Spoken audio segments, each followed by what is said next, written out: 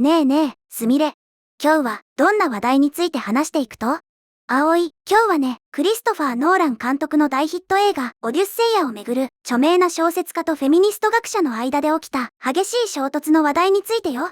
現在、この作品に対して寄せられた辛辣なレビューをきっかけに、エンターテインメント業界における批判の許容範囲や著名な監督に対する忖度を問う大論争が巻き起こっているの。クリストファー・ノーラン監督って、オッペンハイマーとか、ダークナイトとか、難しいけど、めっちゃ映像がすごい映画を作る、天才監督やんね。新作のオデュッセイヤってニュースで世界中で大ヒットしとるって見とった場合、みんな大絶賛しとるはずやのに、なんで学者が喧嘩しとると？なんか裏でドロドロした揉め事が起きとるってことね。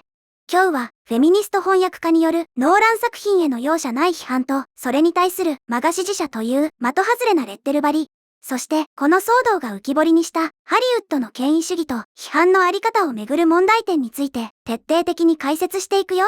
映画のレビューなんて面白かった。つまらんかったで個人の自由やん。それをわざわざレッテル張りしてまで攻撃し合うってアメリカの知識人たちも大人げない場合。視聴者のみんなが思っとる疑問や鬱憤をうちが全部代弁してガンガン毒舌でツッコミ入れさせてもらうけん、しっかり教えてちょうだい。それじゃあ、順番に細かく見ていくよ。まず、クリストファー・ノーラン監督の映画、オデュッセイヤは、観客、批評家、学者などから熱烈な反響を呼んでいて、全世界の興行収入は、急速に10億ドルの大台に近づいているほどの大成功を収めているの。10億ドル？日本円にしたら1500億円以上やん。化け物級の大ヒット倍。それだけ売れとるなら、誰も文句言えんような名作なんやろうね。でもね、おそらく最も奇妙なやりとり、つまり最大の論争の火種になったのは、著名な小説家であるジョイス・キャロル・オーツとフェミニストでホメロス翻訳家のエミリー・ウィルソンの間の最近の衝突なんだよ。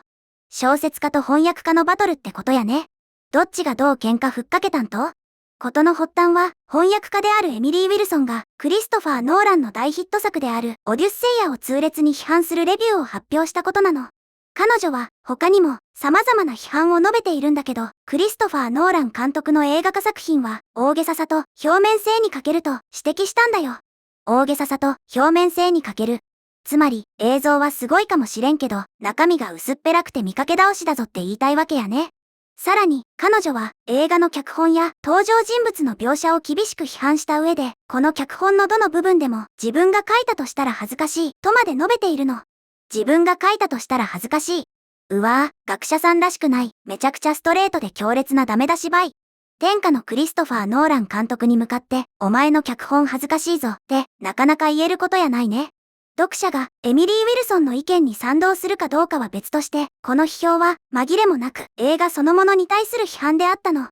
彼女はクリストファー・ノーランの映画化作品が映画としてもホメロスの解釈としても失敗したと考える理由をちゃんと論理的に説明したんだよ。結局のところ、それこそが映画批評家の役割だからね。そりゃ相対。みんながノーラン最高で持ち上げとる中で、いや、ここがダメやろって違う視点から意見を言うのが評論家の仕事やん。それがいくら辛辣でも映画の感想なんやから自由に言えばよかばい。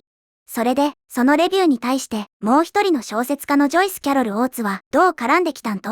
ジョイス・キャロル・オーツは、エミリー・ウィルソンの主張に直接反論するのではなく、書評の論調、つまり言葉遣いや態度に焦点を当てて攻撃したの。彼女は、エミリー・ウィルソンが、ホメロスの叙事詩について、友好的な議論をする代わりに、マガ支持者のような下品な言葉遣いをしたと非難して、クリストファー・ノーラン監督を擁護したんだよ。はぁ？マガ支持者？ちょっと待って、曲がって、アメリカのトランプ大統領の支持者たちがよく使う、メイクアメリカ、グレートアゲイン、アメリカを再び偉大に、の略やろ？いわゆるガチガチの保守派の人たちのことやん。映画の感想を厳しく言っただけで、トランプ支持者みたいな下品なやつだ、って叩かれとると。ナンバシトット。この非難は、ギリシャ叙事詩をめぐる純粋な映画の議論に、アメリカの党派政治を持ち込んだというだけでなく、エミリー・ウィルソン自身がマガ運動と結びつけられるとは、到底考えられない人物の一人であるという点からも、すぐに大きな注目を集めることになったの。映画の脚本の出来の話をしとるのに、あなたの言葉遣いは、政治の敵対勢力みたいで不快だ、で、完全に話の論点をすり替えとるやん。ジョイス・キャロル・オーツとかいう小説家、痛いところを突かれて、映画の内容で反論で禁句なったけん、人格攻撃に逃げとるだけばい。ダサすぎるわ。X に寄稿したジョイス・キャロル・オーツは、さらにこう述べているの。ノーランの映画から多大な恩恵を受けているこの人物は、ホメロスの解釈について同僚として意見をことにするのではなく、マガ支持者が自分と異なる考えを持つ人物を攻撃する際に使うような、そやな言葉遣いをしている、とね。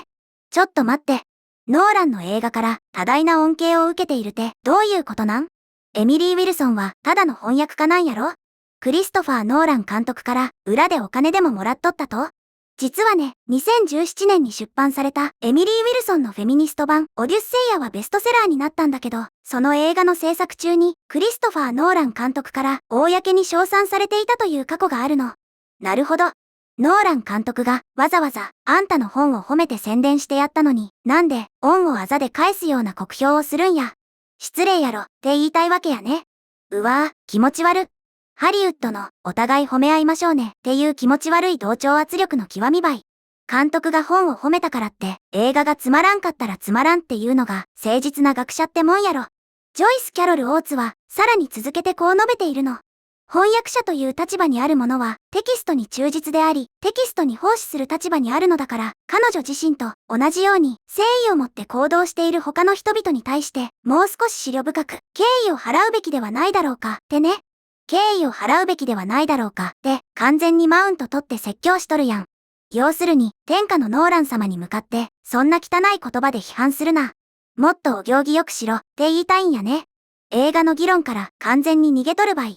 その通りだよ。ジョイス・キャロル・オーツは、エミリー・ウィルソンがクリストファー・ノーランの芸術的選択やホメロスのテーマをなぜ誤解したと考えるのかを説明する代わりに、強引な批判という行為そのものを政治的なレトリック、つまりマガ支持者の乱暴な言葉遣いに似ていると捉えたのよ。でもね、エミリー・ウィルソン自身の評判を考えると、このマガ支持者という比較は特に奇妙で異常なものなんだよ。ここで、エミリー・ウィルソンという人物が、いかに、マガと正反対の存在か、その確信に触れていくんだけど、でもその前に、ここで、みんなにお願いがあるの。いつものやつやね。もし、この動画が面白いなって思ったら、ぜひ、チャンネル登録と、グッドボタン、高評価を押してね。うちからも、チャンネル登録と、グッドボタン、高評価、ポチッとよろしく頼むばい。それじゃあ、続きを話していくよ。実は、エミリー・ウィルソンは、保守派のコメンテーターとして知られているわけではないの。むしろ、正反対の存在なんだよ。フェミニストって言いよったもんね。フェミニストってことは、多様性とか、女性の権利を主張するリベラル、つまり進歩派の人やろ？保守派のトランプ支持者、マガとは、水と油くらい、真逆の思想を持っとるはずばい。そうなの。彼女は、フェミニズム研究と古典文学の進歩的な解釈を中心に、輝かしい学術的なキャリアを築いてきた人物なの。彼女が出版したオデュッセイヤの翻訳は、複雑な男について教えてくださいという印象的な冒頭の一文で有名なんだよ。複雑な男について教えてください。なんか、昔の英雄の話っていうより、一人の生身の人間として掘り下げていくような、すごく現代的でかっこいい翻訳やね。この翻訳は、過去の、より伝統的な翻訳とは意図的に異なるもので、ジェンダー、言語、そして古典の解釈について、長年にわたる深い議論を巻き起こした画期的なものだったの。彼女は、ギリシャ文学における女性像やジェンダーの力学、古典作品に内在する文化的な過程について、頻繁に執筆や講演を行っている一流の学者なんだよ。ゴリゴリの進歩派のフェミニスト学者やんか。そんな人に、あんたの言葉遣いは、マガ支持者、トランプ支持者みたいだ、ってレッテルを貼るなんて、ある意味一番の侮辱体。言われたエミリー・ウィルソンも、一緒にすんな、ってブチギレた野郎ね。言い換えれば、ジョイス・キャロル・オーツは、マガ支持者という言葉を、彼女が、批判が厳しすぎると考える人物を指す、単なる略語や悪口のツールとして使っていただけなのよ。でも、それは、非常に厄介な問題を提起しているの。どんな問題なんと？エミリー・ウィルソンのような完全に進歩的な人物がクリストファー・ノーランの映画を厳しく批判しただけで突然マガ支持者に例えられるとしたら、それはエンタメ業界における許容される批判の範囲について何を物語っているのだろうか？ということなの。なるほどね。少しでも権威ある人を強い言葉で批判したら、お前は極右のレイシストだぞ、みたいなレッテルを貼って言論を封殺しようとしとるわけや。それって完全に言論弾圧ばい。多様性とか自由を口にするリベラルなハリウッドの人間が自分たちの気に入らん意見を暴力的な言葉で黙らせようとしとるとは偽善にも程があるばい。確かに、エミリー・ウィルソンの批評は紛れもなく厳しくて、軽蔑的で、時にはほとんど容赦がないものだったよ。でもね、それらのどれも、その批評を不当なものにするわけではないの。映画批評に、そもそも過度な礼儀正しさなんて求められてこなかったからだよ。そりゃ相対。批評家がみんな素晴らしかったです。でお行儀よく忖度コメントばっかりしとったら、そんなレビュー誰も読まんやろ。歴史上、最も偉大な批評家の中には、芸術的に失敗したと彼らが考える映画を痛烈に批判することで名声を築いた者もたくさんいるの。批判に対する適切な対応は、相手の主張の中身に反論することであって、批判者が自分の性敵と同じようなことを言っていると示唆して、論点をそらすことではないんだよ。ここで、この的外れな騒動について、ネットユーザーたちがどんな反応を見せているのか紹介するね。みんな、絶対、ジョイス・キャロル・オーツの態度に呆れとるばい。どんなコメントがあるんと？ネットユーザーからのリアルな反応を見てみるとね、映画の脚本を批判されて、なぜトランプ支持者という言葉が出てくるのか意味不明だ。論点すり替えも甚だしい。自分が書いたら恥ずかしいというウィルソンの批評は的を射ている。ノーランの映像美に騙されている観客が多いだけだ。大ヒットしているからといって批判してはいけないという同調圧力が気持ち悪い。オーツは映画監督の腰巾着か？フェミニスト学者をまが呼ばわりするのは最高のギャグだな。ハリウッドの知識人たちがいかに言葉を軽く扱っているかがわかるという風に、オーツ氏の論点すり替えや映画界の権威主義に対する厳しい意見が殺到しているんだよ。視聴者は本当によく見とるばい。映画監督の腰巾着って言葉、まさにその通りたい。大御所監督に媚び打って、忖度しない真面目な学者を袋叩きにしようとするなんて、知識人として恥ずかしくないんかね。しかしね、それが、ますます、大規模で、権威あるプロジェクトを取り巻く、本能的な傾向になりつつあるようだ、と記事は指摘しているの。エミリー・ウィルソンが指摘した人物描写、セリフ、テンポ、あるいはクリストファー・ノーランによるホメロスの解釈といった本質的な点について議論するのではなく、彼女がそれらの意見を表明する際に十分な敬意を払っていたかどうかという態度や口調の点にばかり話が移っていくのよ。中身で勝てんから言い方がきついで泣き言を言って逃げとるだけやん。小学生の喧嘩ばい。ジョイス・キャロル・オーツの返答にはもう一つ皮肉な点があるの。クリストファー・ノーランは間違いなく現代で最も高く評価されている映画監督の一人だよね。オデュッセイアは批評家から絶賛されただけでなく興行的にも大成功を収めて全世界の興行収入は急速に10億ドルの大台に近づいているの。10億ドルも稼いで世界中から絶賛されとるんやから一部の学者が酷評したくらいで揺らぐようなもんやないやろ。堂々としとけばいいのに。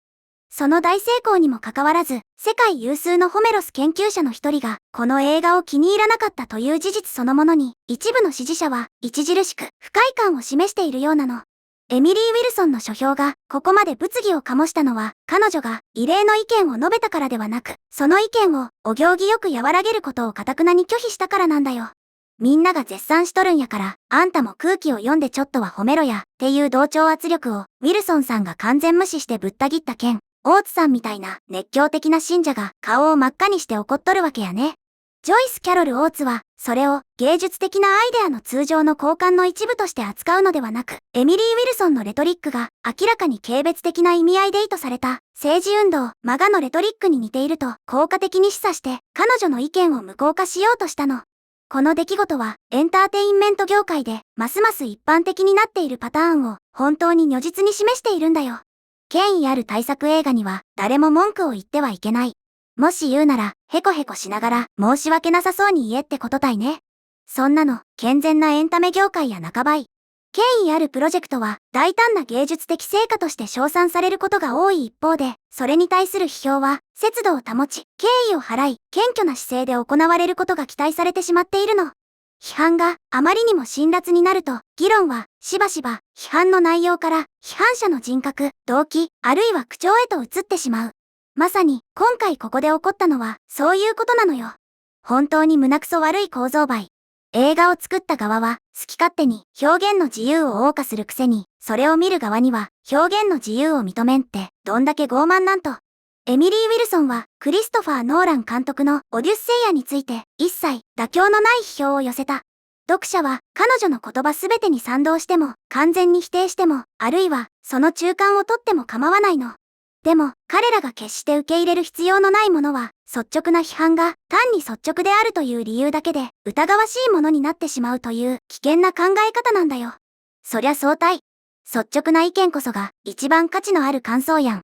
忖度だらけの綺麗事レビューなんて読んでも何の参考にもならんばい。世界で最も有名なフェミニスト研究者の一人が、ハリウッドで最も称賛されている映画の一つを嫌ったというだけで、突然、マガ支持者と比較されるようになったとしたら、本当の問題は政治ではないことを示唆しているの。本当の問題ってつまり、エンターテインメント業界の一部では、著名な映画監督は、厳しい批判から守られるべきだという特権意識への期待が、ますます高まっているということなの。それが一番の闇なんだよ。有名な巨匠には逆らうな、黙ってひれ伏せ、ってことたいね。映画界の王様気取りもいい加減にせえよ。エミリー・ウィルソンみたいに、権威にビビらずに、自分の意見を堂々と言える人がおらんくなったら、ハリウッドは、ただの裸の王様の集まりになってしまうばい。視聴者も、大ヒットっていう数字や周りの絶賛に流されずに、自分の目で見て、しっかり判断せんといかんね。ということで、今日は、クリストファー・ノーラン監督の大ヒット映画、オデュッセイヤをめぐる泥沼バトルと、ハリウッドの言論弾圧の闇という話題について見てきたけど、みんなはどのように思ったかな？今回の動画の感想は、下のコメント欄で教えてね。もし、この動画が役に立ったと思ったら、高評価とベルマーク。チャンネル登録まだの方は、チャンネル登録もよろしくお願いします。では、また次回の動画でお会いしましょう。すみれの最新動画は左、おすすめ動画は右です。どちらも見てくれると嬉しいな。